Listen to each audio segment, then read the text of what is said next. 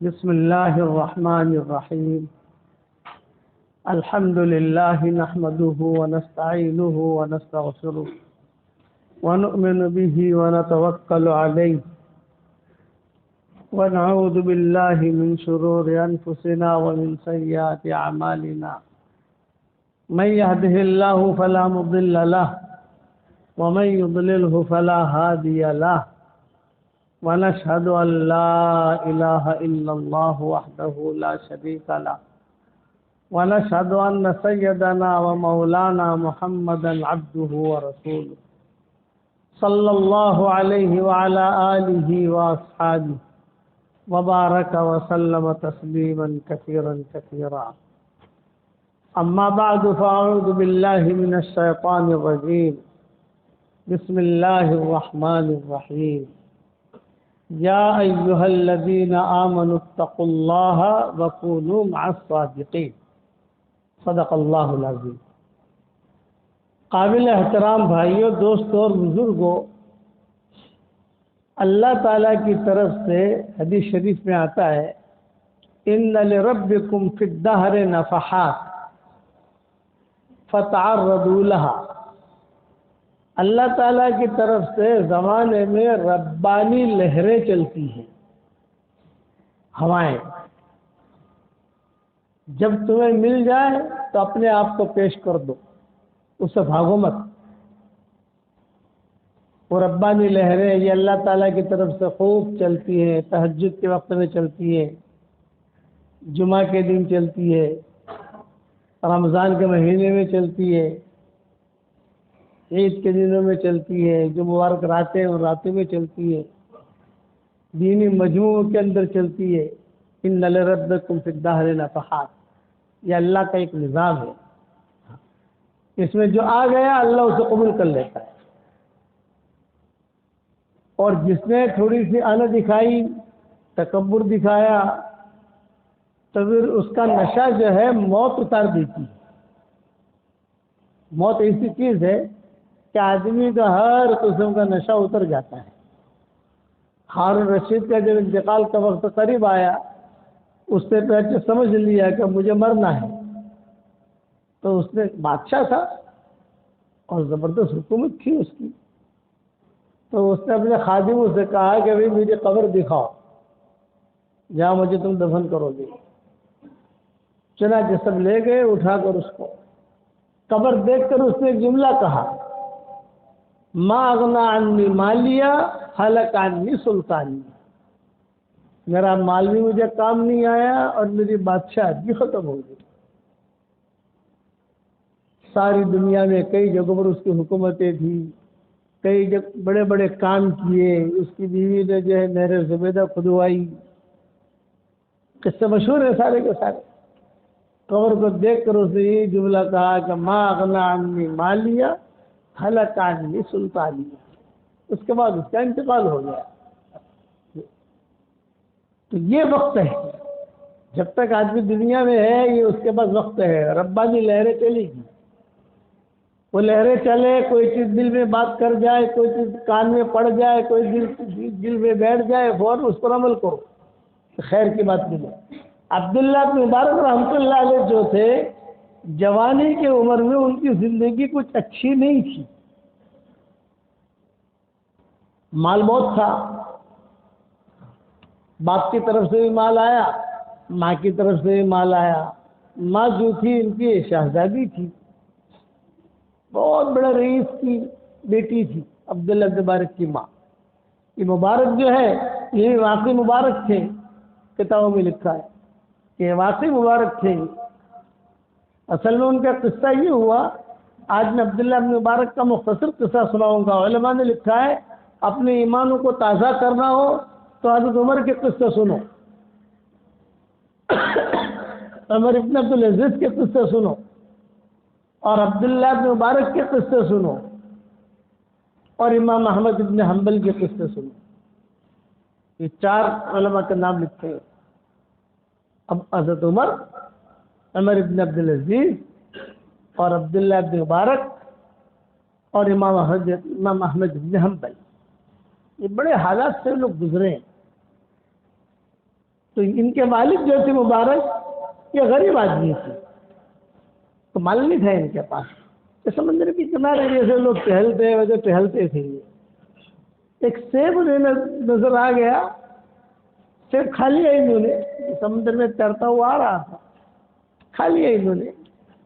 اور ایسی کوئی چیز سمندر کے قریب میں سے کوئی ایسی ملے تو آدمی کھا سکتا ہے، کوئی حرج نہیں ہے. سمندر تو یہ تو اللہ کا مہمان خانہ ہے، سب چیزیں سامنے سے آتی ہیں کرتی ہیں. تو بہت بڑا سمندر، جنگل میں کوئی نہیں، سیب کھایا. لیکن دل کے اندر ایک بات آئی کہ پتہ نہیں کس کا ہوگا. یہ تقوی کا معیار، کس کا ہوگا. چلو بھی یہ نہر کہاں سے آتی ہے، فلاں جگہ سے آتی ہے. چلتے چلتے وہاں تک پہنچے، وہاں ایک باغ دیکھا. ہاں یہاں سے سیب گرا ہے اور تیرتا تیرتا یہاں آیا ہے. باغ میں گئے، ابھی کیوں آئے ہو؟ کیونکہ سیٹھ صاحب سے ملنا ہے. یہ کیا کام ہے؟ بھائی مجھے 1 منٹ کا کام ہے ان کا، اور کچھ نہیں. اچھا بتاؤ تو صحیح کیا کام ہے. یہ کہنے آپ ہماری ملاقات کرا دیجیے. سیٹھ صاحب اندر تھے، بلایا، اللہ والے آدمی تھے.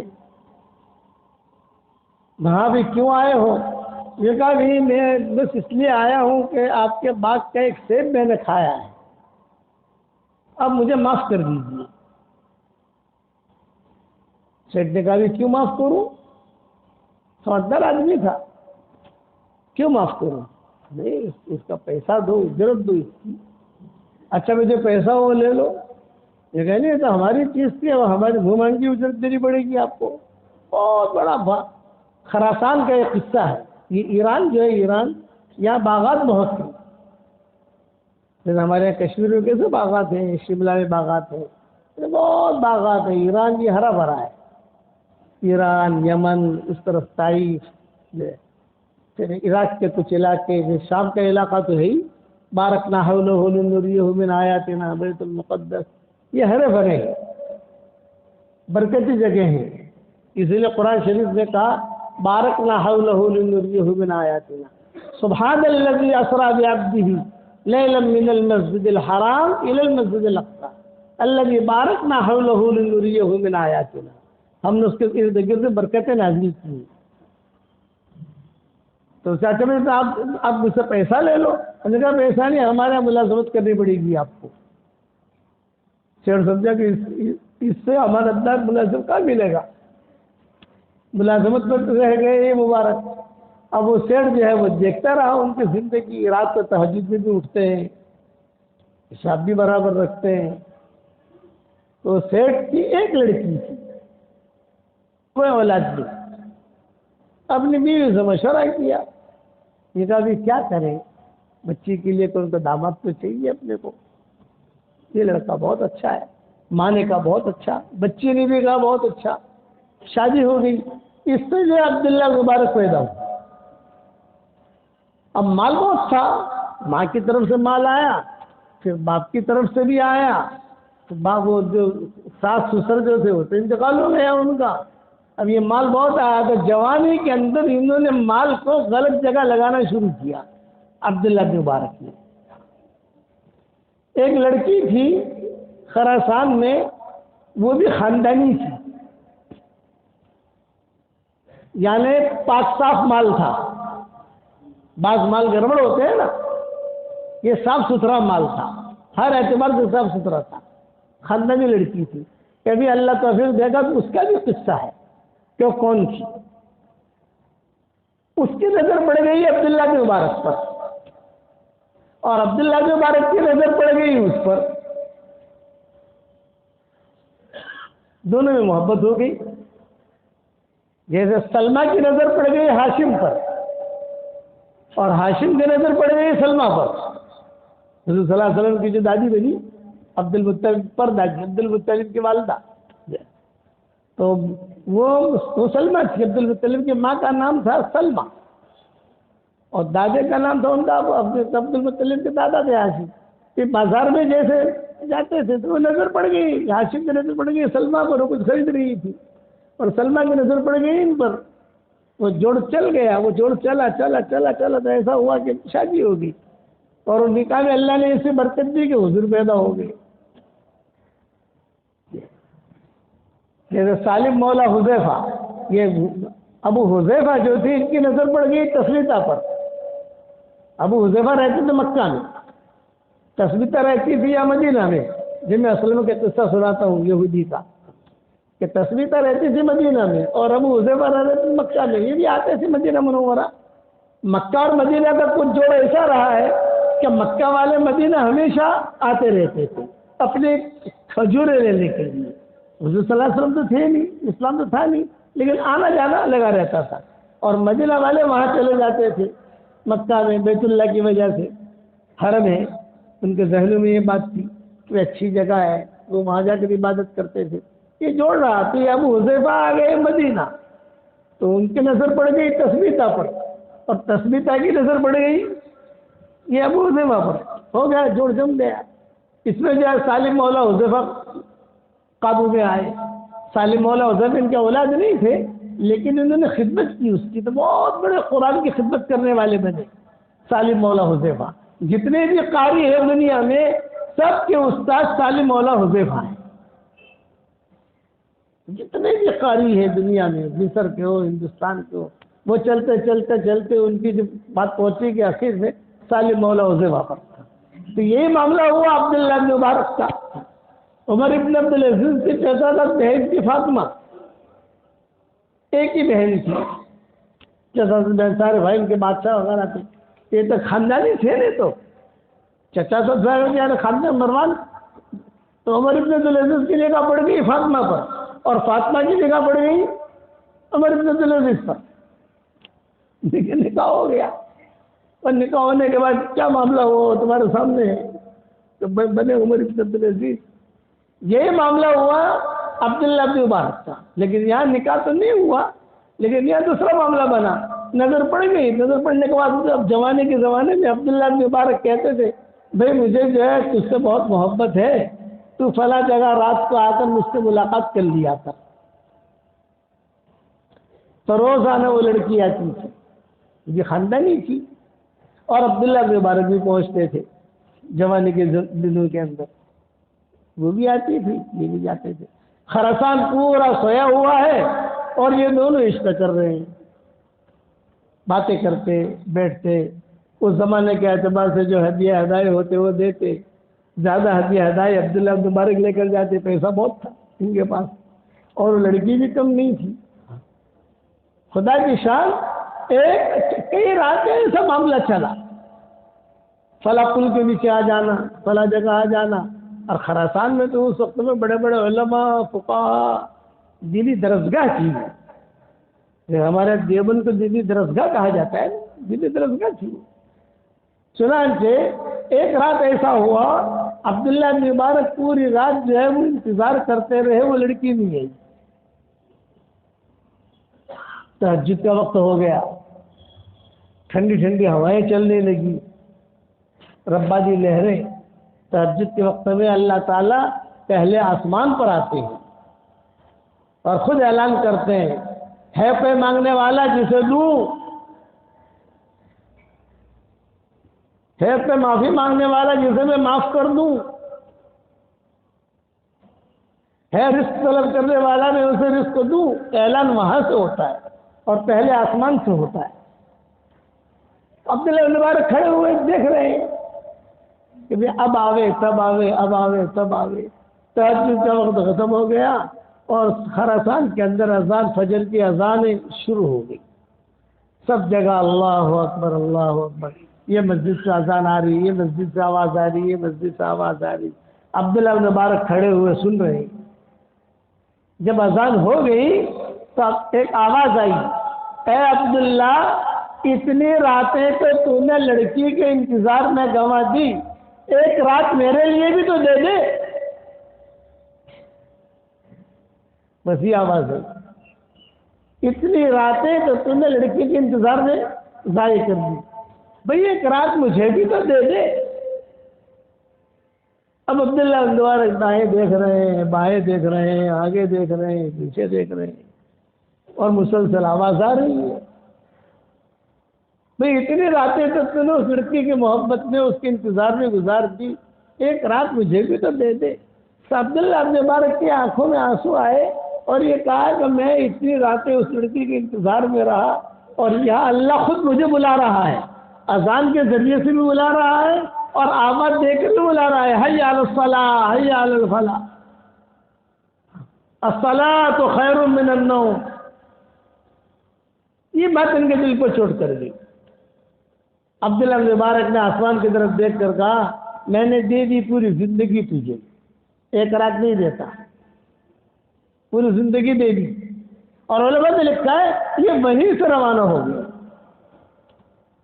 مال تو تھا، کافی ہیرے جواہرات اس لڑکی کو ہدیہ دینے کے لیے لے کر گئے تھے، مال بہت تھا، وہ جو ہدیہ دینے کے لیے لے کے گئے تھے چلے تھے، وہی ہیرے جواہرات لے کر یہ وہاں سے علم حاصل کرنے کے لیے نکل پڑے۔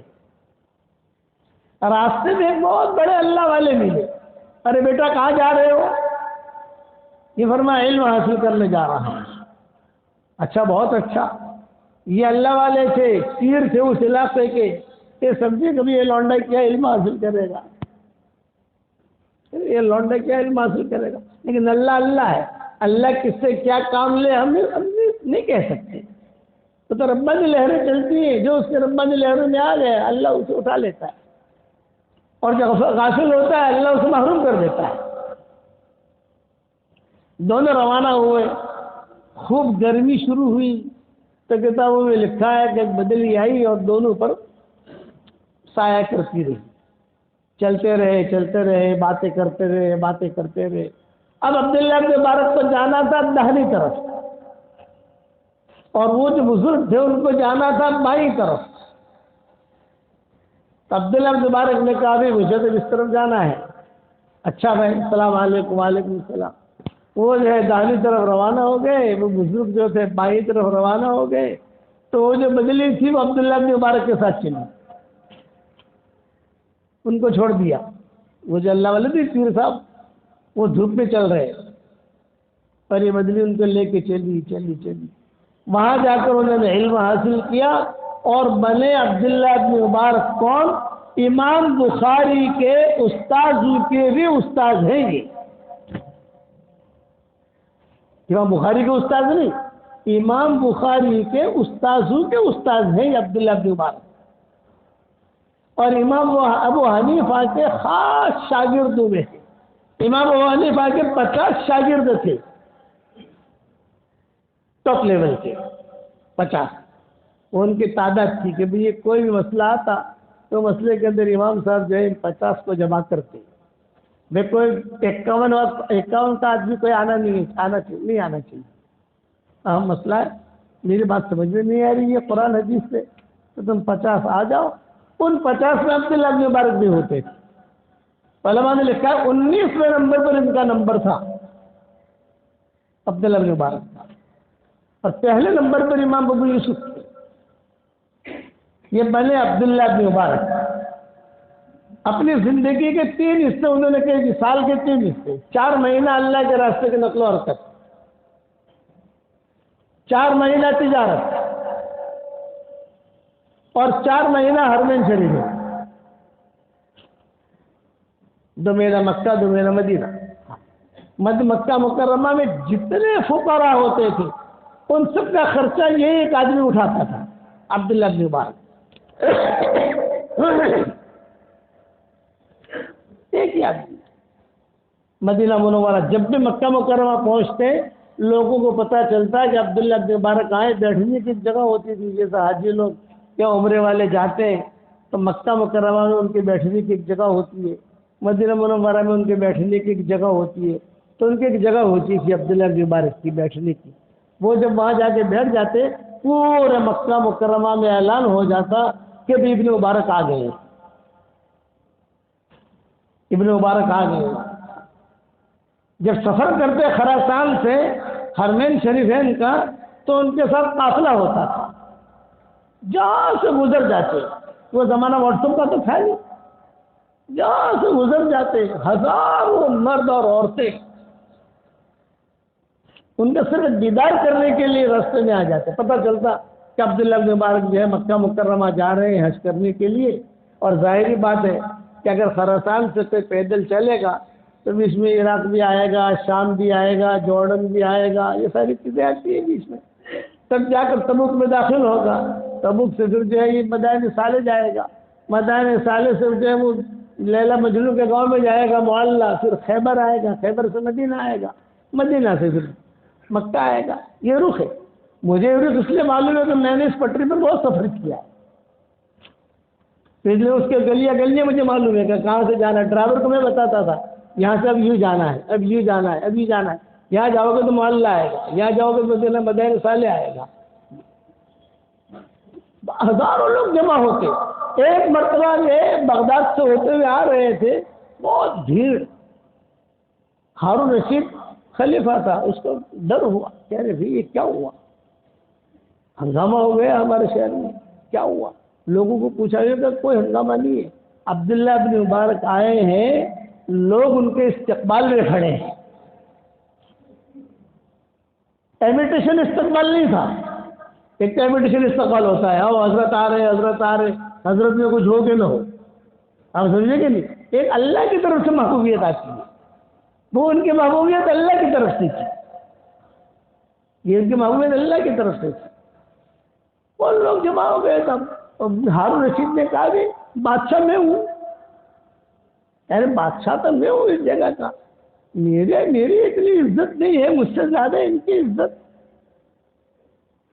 تو مجھ سے زیادہ ان کی عزت اور دکھاؤ مجھے۔ تو اپنی کھڑکی سے محل سے ہارون رشید نے دیکھا پیچھے جو ہے وہ زبیدہ بھی کھڑی تھی، چنانچہ دیکھا تو عبداللہ بن مبارک جو ہے وہاں کھڑے ہوئے تھے اور لوگوں کو حدیث بیان کرتے تھے۔ اس زمانے میں حدیث بیان کرنے کی ترتیب یہ ہوتی تھی، کوئی مائک، کوئی پنڈال، کچھ ہوتا نہیں تھا، بس جیسے عبداللہ بن مبارک آئے ہیں تو جو عبداللہ بن مبارک کھڑے ہو جاتے کوئی دوسری جگہ پر اور کہتے قال قال رسول اللہ صلی اللہ علیہ وسلم، حدیث بیان کرتے، سامنے ان کے شاگرد کھڑے ہوتے، وہی حدیث زور سے بیان کرتے، آگے والے سن لیتے، وہی حدیث آگے والے سن لیتے، وہی حدیث آگے والے سن لیتے، یہ ترتیب ہوتی تھی۔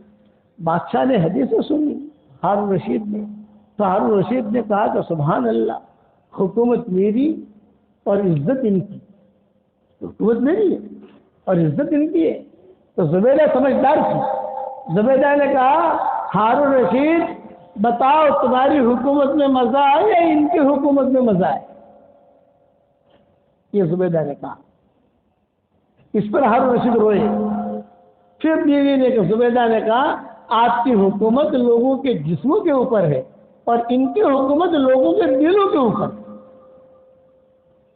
یہ دیکھو کتنا مجمع ہے۔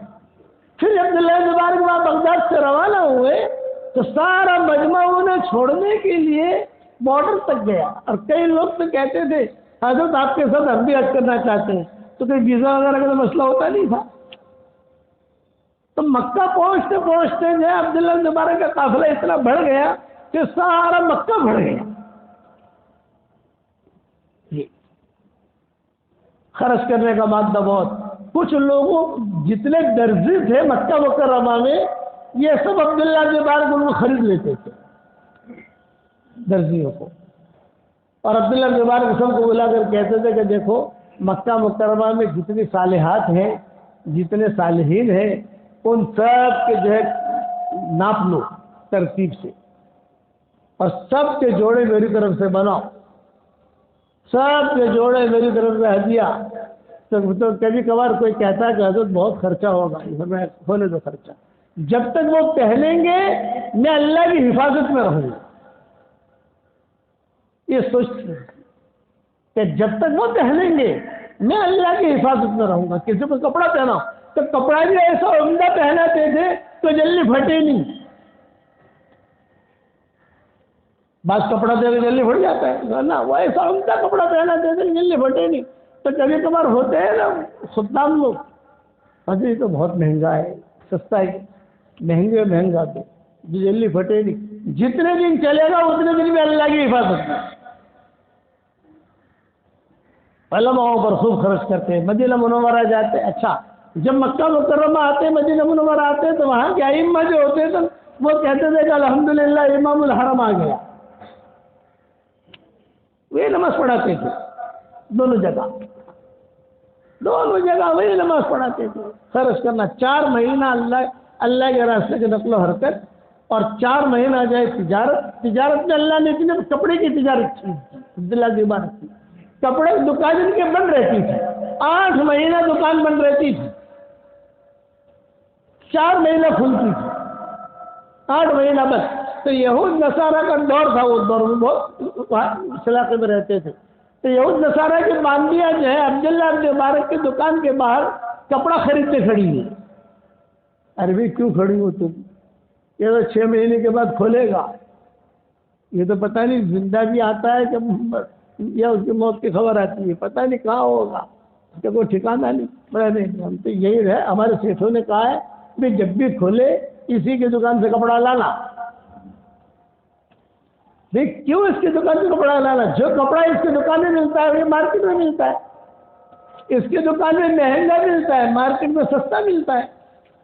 فرمایا نہیں، بات اصل یہ ہے، ہمارے سیٹھوں نے کہا اسی کی دکان سے کپڑا لانا، اس کی دکان سے کپڑا نکل کر ہمارے گھروں میں آتا ہے، ہمارے گھروں میں سل سلا کر ہمارے بدنوں پر آتا ہے، تو ہمیں ایمان کا نور محسوس ہوتا ہے۔ یہ تجارت عبداللہ کے بارے میں بہت کتابیں لکھی، کتاب الزہد والرقائق زبردست ان کی کتاب ہے، کتاب الزہد والرقائق۔ اللہ کے راستے کی نقل و حرکت سے جب واپس آتے تو یہ اپنی بیوی سے کہتے کہ جیسا میں اللہ کے راستے سے آیا ہوں تھکا تھکایا، اب میرے جھولے کے اندر جو ہے غبار بھی ہے، میرے جھولے میں کچھ تراشی بھی ہے۔ قلم اس زمانے میں قلم ایسے نہیں ہوتے تھے، وہ قلم تراش کر لکھتے تھے، وہ تراشی بھی ہے، تو ان سب کو جگہ جمع کروں۔ تب یہ پوچھتی کیوں جمع کروں، یہ تو بہت ہو گئے ہیں تمہارے جھولے میں۔ فرمایا میرا جب انتقال ہو جائے تو یہ جو قلم کے تراشے ہیں اس کو جلا کر تو پانی گرم کرنا، اور یہ جو اللہ کے راستے کا غبار ہے اس کی ٹکیاں بنانا، 2 ٹکیاں 3 ٹکیاں 4 ٹکیاں، جب ٹکیاں زیادہ ہو جانے تو اس کے اینٹیں بنانا، اور ان اینٹوں کو میرے ساتھ قبر میں رکھنا۔ اور اللہ تعالیٰ مجھ سے اگر پوچھے کہ تو کیا لایا ہے، میں ایک ہی بات کہوں گا، تیرے راستے کا غبار لے کر آیا ہوں۔ یہ عبداللہ بن مبارک جب ان کا انتقال ہوا تو بڑے بڑے فقہا ان کے جنازے میں شریک تھے، خود ان کے اساتذہ بہت تھے۔ آپ کہاں سے رسید تشریف لائے ہیں؟ یہ آپ نے حرام کام کیا، اس کا خیال رکھیں۔ آپ جہنم کے پل کے اوپر سے آئے ہو، میں سب کے سامنے اس لیے کہتا ہوں تاکہ لوگوں کو عبرت ہو۔ آج ہمارے پاس شریعت کا علم تو ہے لیکن تربیت کا علم نہیں ہے۔ جہاں آدمی کو جگہ ملے جمعہ کے دن وہاں بیٹھ جائے، آنا ہے پہلے سب میں پہلے سے آؤ، یہ ہمارے شریعت کا مسئلہ ہے۔ ان چیزوں میں ہم بہت پیچھے ہیں۔ برا مت ماننا، ہم مسلمان تو ہیں، ہم مومن نہیں ہیں۔ اب اس کی تفصیل ہے کیا بتائیں آپ لوگوں کو، اس لیے ایسا کام نہ کرو۔ حدیث شریف میں آتا ہے جمعہ کے دن جو آدمی اس طریقے سے مسلمانوں کے گردنوں کو فلان کر آوے وہ آدمی جہنم کے پل کے اوپر سے گزر رہا ہے۔ صحیح حدیث ہے، اس کا کوئی انکار نہیں کر سکتا۔ یہ تو خیر ہمارے بھائی ہیں، مجھے پہچانتے ہوں گے، یعنی میرے قریبی ہوں گے، ماشاءاللہ سمجھدار آدمی ہے، ان کو دیکھ کر سب کو آپ کی وجہ سے سب کو یہ حدیث پہنچ گئی۔ کہاں پر بھی ہو یہ کام مت کرو۔ جمعہ کا دن بہت اہم دن، فرشتے باہر کھڑے رہتے ہیں، کسی نماز میں کھڑے نہیں رہتے، جمعہ کے دن کھڑے رہتے ہیں، لکھتے کون آیا کون آیا کون آیا کون آیا۔ جہاں امام صاحب یہاں جائیں گے وہ فرشتے لپٹ لپٹ کر کے اوپر چلے جائیں گے۔ یہ اعظم دن ہے، اس لیے اس دن کا خوب خیال رکھو۔ اور حدیث شریف میں 3 جمعہ کوئی آدمی اگر غفلت کی وجہ سے چھوڑ دے، شرعی اعتبار سے اس کو جمعہ فرض ہے، اور 3 جمعہ غفلت کی وجہ سے، کسل کی وجہ سے، سستی کی وجہ سے چھوڑ دے تو اللہ اس کے دل کے اوپر گمراہی کی مہر لگا دیتا ہے۔ غفلت کی چادر اللہ اسے اڑا دیتا ہے، لے بھائی غفلت کی چادر، وہ مہر نکلتی نہیں جب تک کہ 25 معافی نہ کرے، مانگے اللہ معاف کر دے، اللہ معاف کر دے، اللہ معاف کر دے۔ بس ابھی مضبوط رہ گیا۔ اب وہ لڑکی والا قصہ رہ گیا، لڑکی کا کیا ہوا؟ یہ ہے وہ لڑکی جس پر عاشق ہوئے تھے، ارے یاد آیا کہ نہیں؟ اب وہ انشاءاللہ جب بھی اللہ توفیق دے گا سنائیں گے انشاءاللہ.